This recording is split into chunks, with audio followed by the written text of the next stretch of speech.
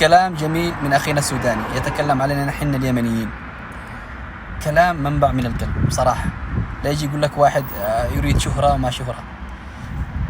على رأسنا يا أخينا السوداني وكل الشعب السوداني، شاهدوا المقطع. اليمن لا يعرف إسلاما حداثيا، السودان يعرف إسلام حداثي، تونس الإسلام الحداثي، الجزائر تعرف إسلام حداثي. أهل اليمن لا يعرفون الإسلام الحداثي،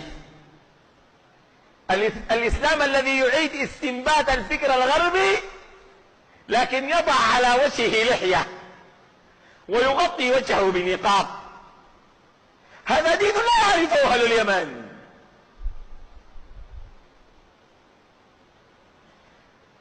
طيب،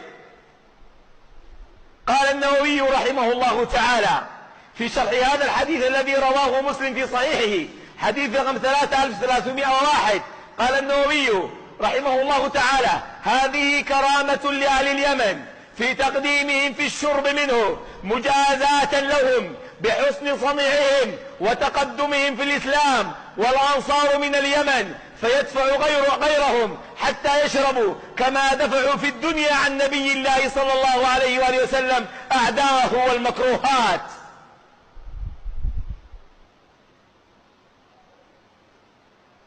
قال كما دفعوا عن الدين في تلك الآية: ويرتد منكم عن دينه فسوف يأتي الله بأهل اليمن. قال كما دفعوا عن الدين ونصروا الدين، قال الله صلى الله عليه وسلم يدفع عنهم الناس حتى يشربوا. وأعظم ما في أهل اليمن أنهم يقدمون ما يقدمون من تضحيات، وهم أهل فقر. هم ليسوا أهل بترول ولا دولة بترولية كده كبيرة، ممكن عندهم بترول لكن ما دولة بترولية كبيرة ولا دولة غنية، ولا هم أهل فقر. ولذلك يصفهم رسول الله بالإخلاص في العمل للدين، أن ما بيعملوا للدين بقى امتلاك شيء من الدنيا. يقول النبي عليه الصلاة عن عمران بن حصين قال: كنت عند النبي عليه الصلاة والسلام إذ جاءه قوم من بني تميم فقال: اقبلوا البشرى يا بني تميم. قالوا: بشرتنا يا رسول الله فاعطنا. قالوا: انت بشرتنا ادينا، انت مو بشرتنا ادينا.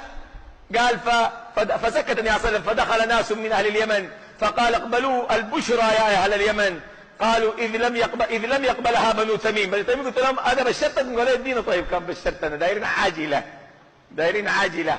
قال: فلما بشرت اهل اليمن قالوا: قبلنا بشراك يا رسول الله، إنما جئنا لنتفقه في الدين.